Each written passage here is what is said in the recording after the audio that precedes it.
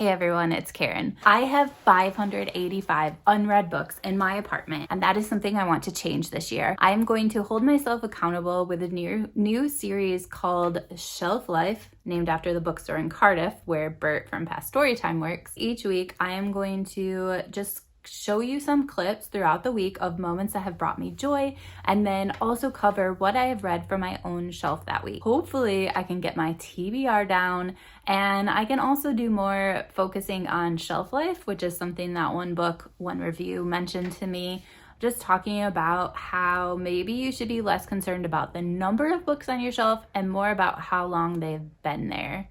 But either way, I'm going to combine both those things, number of books and shelf life, to try and conquer my TBR this year. So let me know what you think of this as we go, and please enjoy the first week.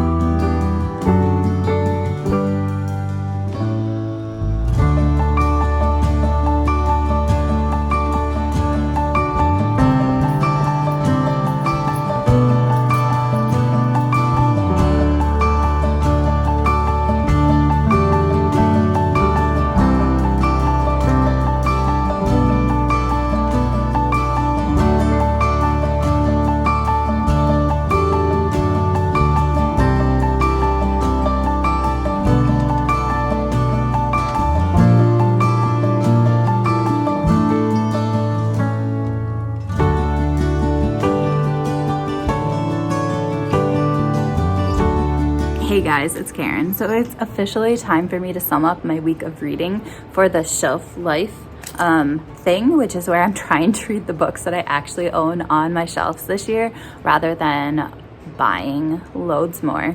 But it's my lunch break at work, and this is like literally the only time I have to film this because after work I'm getting a massage, and you know what I look like after those, makeup's everywhere, and I'm just not about to like put myself back together to film a YouTube video. So let's talk about how this week went. I started with 585 books and I have it down to 570. So I am down 15 books based on reading and also a slight unhaul that I did. So I think that's amazing. I ended up only reading 4 books this week, which is actually like pretty good. Part of the week I was home, so like from Friday until Tuesday, I was still on winter break, and then Wednesday I returned to work. So Wednesday and today were work days, and it was harder for me to get reading in. So with those 4 books that I read, they were all from different countries other than the one I live in. So that was super cool. One I counted as India because that was like kind of one huge part of the culture that the author had. And then Italy, UK, and Japan. And of those 4 books, 50% of them, 2 of them were translated. So like amazing stats to start the year, right? So I want to quickly go through the books I read, and since I'm at school, I will just put a picture up of them. But the first book I read was Stronger by Porna Bell, and that one definitely could have made my top 10 easily from last year.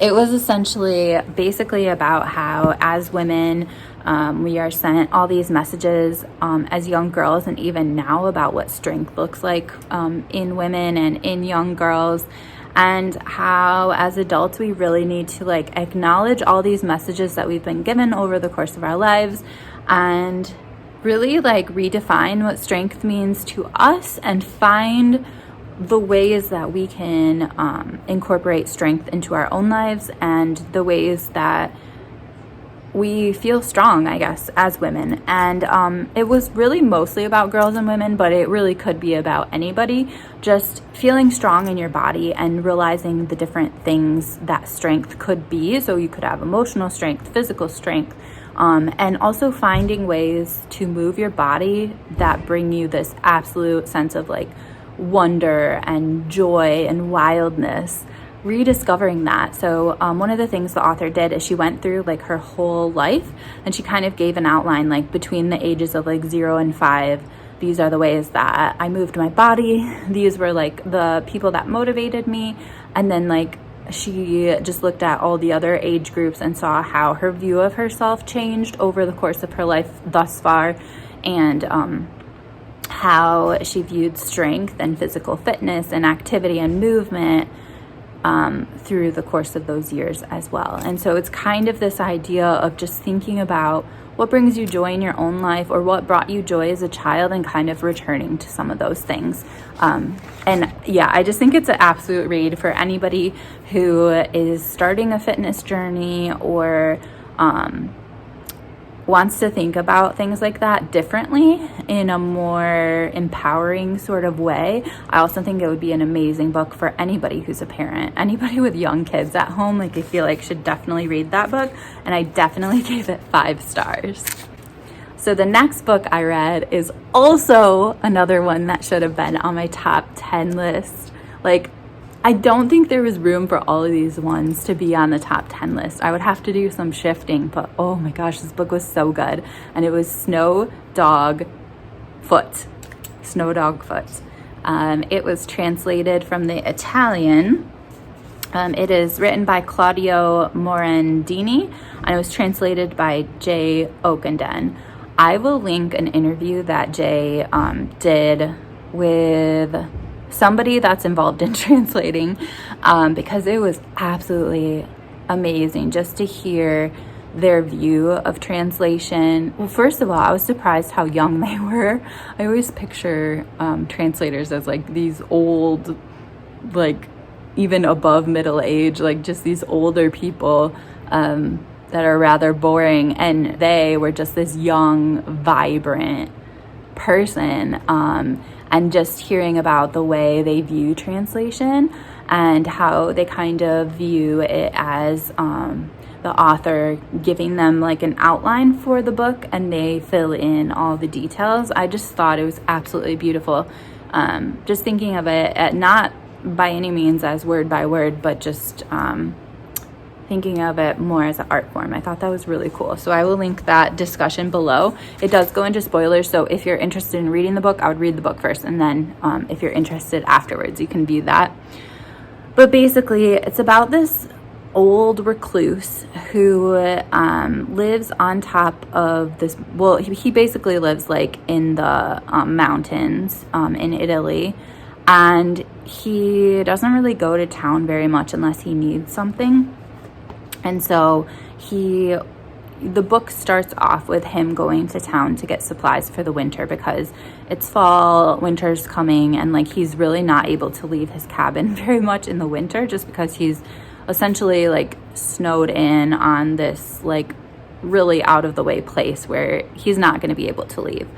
So he goes to town to get supplies, and that is in that moment that we realize how unreliable he is as a narrator, because they're like, dude, like you were just here. Like you literally just bought all these things like last week, like a few days ago. Why do you need all these supplies again? Like you have so much butter and so much wine and like whatever else he bought. Like he literally just bought that, and he's like kind of arguing with them, like not believing them. But when he gets back home, back to his mountain, like first of all he's embarrassed, right? But second of all, he sees that they actually were telling the truth. He does already have all these supplies.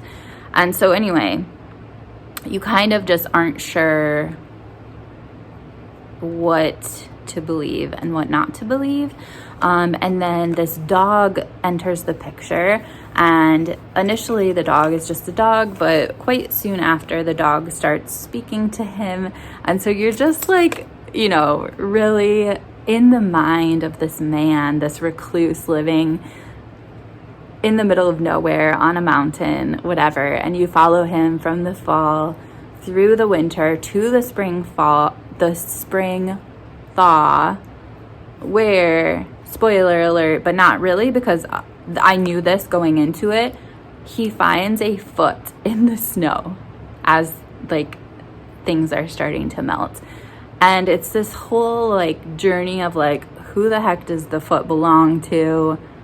And like, what the heck do you believe? What do you not believe? The ending is super ambiguous, which I loved, because it means that you need to talk to your friends about it and be like, this is what I thought happened, but what did you think? Like, yeah, so good, so good. It reminded me a little bit of The Blue Tent in the way that it was very interior, focusing on one person that was a bit of a recluse. And do you believe them? Do you not? And then this whole ending where you're like, I need to talk to somebody. So yeah, I would definitely compare the two quite a bit. Next one, Bibliomaniac by Robin Ince. I started off reading this and absolutely loved it. This is a story of this comedian who, I think it was during COVID or shortly after COVID, he decides that he's going to travel to all these bookstores. I think it was slightly after COVID. He's going to go like basically to all these indie bookstores around the UK, not just England, but like, you know, Wales and stuff like that as well. And I don't know, he just wants to like visit the books, I guess you could say. And so it just started off so nicely because the guy is hilarious, which is why he's a comedian, obviously. And his love for books is just so amazing. And I just deeply connected with him in so many ways. And then after that, I started to get a little bored as he's actually visiting the bookstores. And obviously, I don't know the geography of the UK as much as somebody who lives there. So I knew going into it that it would like be a lot of going around the UK looking at bookstores. I knew that, but his sense of humor, I feel like, kind of was lessened as the book went on, and also his discussion of how much he loves books was kind of lessened as it went on, and it was mostly focusing on who he visited, where the store was located, what books he got, whatever. And it was just not as good as like the beginning of it. But he did go to Shelf Life, and Bert said that like he went in and signed some books, and I don't want anyone to walk in on me. I don't know if Bert was there when he came, but like it sounds like he was. So I think that's super cool, because when I got to the UK, or when I got to Wales and Shelf Life was there, I was like, what? Anyway, so I gave it 3 stars. It was lovely, but it's just like, it was fine, right? And then finally I read Convenience Store Woman, which I think I gave 4.5 stars to. That is about a 36-year-old woman who works at a convenience store, and basically all these people are telling her she needs a better job. Like, you can't just work part-time at a convenience store when you're like a woman, like not just like a high school kid or a college kid, but when you're like a grown-ass person, like you can't just be working at a convenience store.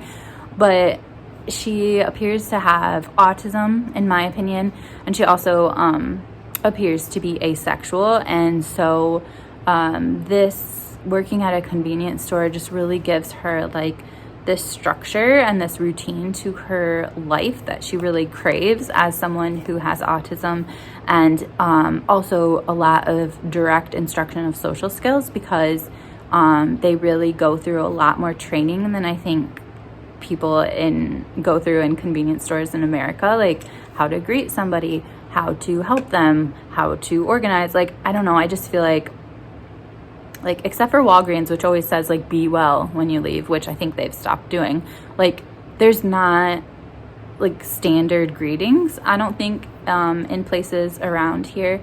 And I just feel like she was taught a lot of direct social skills that really helped her out and just made the world like make sense to her and allow her a way to connect with people that was just more awkward or didn't seem to fit.